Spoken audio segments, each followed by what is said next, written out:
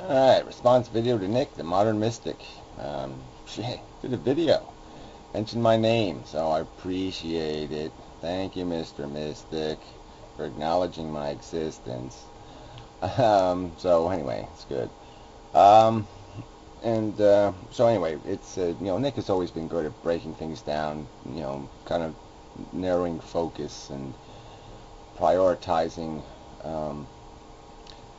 I don't know, news bits or focus, things to focus on. So yeah, I think it's kind of a good idea just to isolate these different elements and say, okay, well, what percentage of the problem, or what part of the problem is this wealth equation, and why is it a problem? Like, can too much money migrate into too few hands, and what's the consequence of that?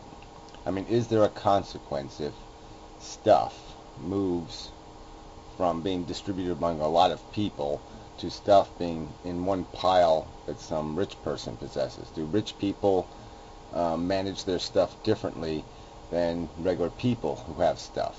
And yeah, my argument would be that there's a huge difference in how they use stuff, and that is what makes the difference between an economy that runs and a feudal economy that freezes. Because consumption is no longer productive. It's no longer has a social interest. It's no longer really driven by any kind of natural supply and demand. It ends up being driven by the whims of the owners.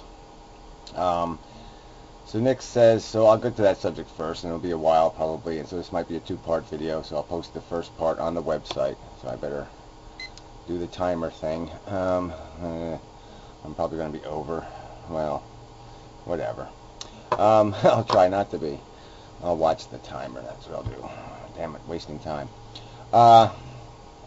Okay, sorry about that. Okay, so first you said the British are already taking care of it, no problem. I really highly doubt that. I don't know the numbers there, but I bet the rich have been getting richer in spite of whatever tax code they have, because there's huge loopholes. People can set up trusts, or there's some kind of other crap that makes it really possible for the wealth, the control of the stuff, to stay in a class of people's hands, or in some place where it doesn't really go back into the economy. It stays in the little economy. It doesn't go back into the big economy. But anyway, I won't argue it right now. I'll just point out that these are just huge numbers. I mean, there's the numbers I saw 2 weeks ago. 8,000 households have in this country produce as much income as the bottom 20% of the entire American population. So that's 8,000 families controlling as much as 70,000 people are living on. 70 million. I mean, it's just an amazing kind of number. But anyway, so I don't know what it is in Britain. I don't know exactly what the wealth distribution is there, but I bet you it's pretty obscene, and I bet you it has nothing to do with just this generation. It has to do with huge head starts, huge ownership head starts, and loopholes and all that other stuff. All right, I wanted to kind of sum up with this part, but I might as well get to this now. Well, anyway, I did 3 videos, and so if you got time, they're, some of them are a little long. Just cartoon drawing kind of stuff about how money's created and stuff. And anyway, the concept in there is that when rich people have a stuff, first off, money is just a representation of stuff. It is not, there's nothing magical about it. And stuff is people are just transferring it and exchanging it for labor, and that makes more stuff. So the more you do these transfers, the more you do these exchanges, the more labor you create, the more work you create, the more productivity, the more stuff. And people's stuff piles get bigger and all that kind of stuff. And the problem is when the rich own, and in theory, I would contend that in the economy, the amount of stuff is always limited. I mean, it grows over time, but at any one moment, it's limited. And so if you expect your stuff pile to get bigger, somebody else's stuff pile has to get smaller, or you have to extract future labor from them. So the only way you can get more stuff is you either have to take labor from them, or you have to take stuff from them. And that's the only way it works. So rich people aren't free. The only way they can exist is by extracting labor or stuff from people. And that when rich people own stuff, their view of the stuff is, I want my stuff pile to make more stuff. Their expectation is that this interest thing happens and their stuff pile keeps growing. And so the only way it can do that, though, is it has to keep extracting work and stuff from somebody else. That's the only way it can happen. And that's where the whole thing becomes ludicrous, because in theory, if any stuff pile has an entitlement to growth and to produce income, where it just keeps making stuff, it essentially becomes a stuff-producing machine, even though it doesn't do any work, even though it can't be productive in any real sense of that word. It can't do real productive work. It's going to get a salary, essentially. And so it's going to be competing with a worker. And so the worker is going to have to is getting paid less and less and less. The stuff pile owner is getting paid more and more and more, and that's where everything just goes to hell. And so there's a real huge difference. If stuff is in the hands of consumers, they're not worried about depreciating. They expect their life to depreciate. They don't have the expectation that their life gets more valuable. They expect that they buy a car and it falls apart and they have to buy a new one.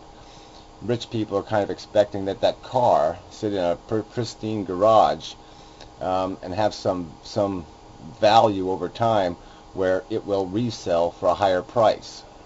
And that's their expectation. So they won't let their stuff ever get eaten or consumed, because that's not what they have the stuff for. They have the stuff there to make them money, so they can live off the increase in the stuff pile. And the regular person, though, lives to eat. He lives to have sex. He lives to, wipe his feet on the rug. He lives to depreciate his life. He consumes his life. He doesn't have an expectation, like I said, that his life earns him something. He eats it. He consumes it. He consumes his labor. And the rich man's laborer, its stuff pile, he doesn't want to consume it.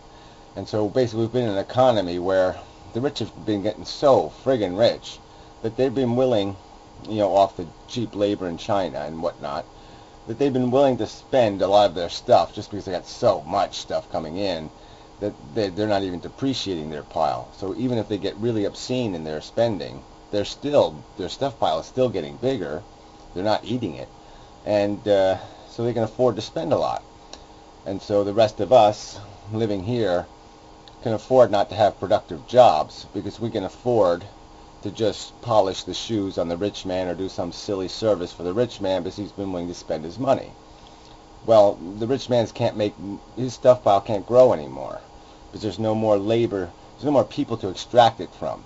He's taking he's paying people as little as he can in China, and everybody else's value as a laborer has been degraded. Everybody's in debt as extreme as they can be, so they can't pay any more interest to anybody, anywhere. Can't pay it to the government, they can't pay it to a rich man, they can't pay anything. And they're getting unemployed to boot. But part of what's going to accelerate that is as their stuff pile stops growing now, because consumption is going to be limited, that they've been feeding off of. They're feeding off of other people's consumption. Well, if they stop consuming, the rich are going to stop gaining income, and their stuff pile isn't going to get bigger anymore, and they're going to stop consuming. And so now we're not even going to have that other labor where we were serving the rich. Yeah, they're still going to live in a fancy house, and they're still going to need people to polish this and that, but there's just not going to be the excessive Pharaoh-type lavishness that they're going to consume through anymore. And so we're not going to have jobs building their yachts, and we're not going to have jobs doing a lot of the other things we were doing to service the rich and their gluttony. And so even that part of the economy is going to freeze. And that's just what happens. I mean, it's like when a king owns everything, he's not smart enough to know that the peasants need incentive to live. And he's got to give them incentive to do work. And if he's going to tax them, if he's going to take all the profit out of all their industry, then they're just going to be futile and defeated, and they're not going to give a shit. And they're going to become very unproductive. And that's what's going to happen to us. We're just, all incentive is going to be destroyed because it's a futile existence. Because your labor is going to be taxed so highly that there's no point in doing it. No point in living, really. But people just, they do it just because they're alive and they don't want to not be alive. All right, so that's, we can go on forever on this one, but yeah, there needs to be no loopholes. The inheritance, the wealth of things got to be really fixed, hard, and that means that you freeze how much an estate can give away in total, like you make a limit of $20 million or something, and you freeze how much any one individual can get off of that estate to whatever, $2 million or something. I mean, these are arbitrary numbers, but there has to be something at the extreme that just says no more. It doesn't go any higher than that. It's the last ticket you can buy. It's the last free game. It's no matter how good a player you are of the pinball machine, there usually always is a limit where it doesn't let you win too many free games, because then it knows you're going to walk away from the machine with like 500 free games on the machine, and so everybody else is just going to play all those free games. Well, anyway, I'm just saying that's a bad metaphor, but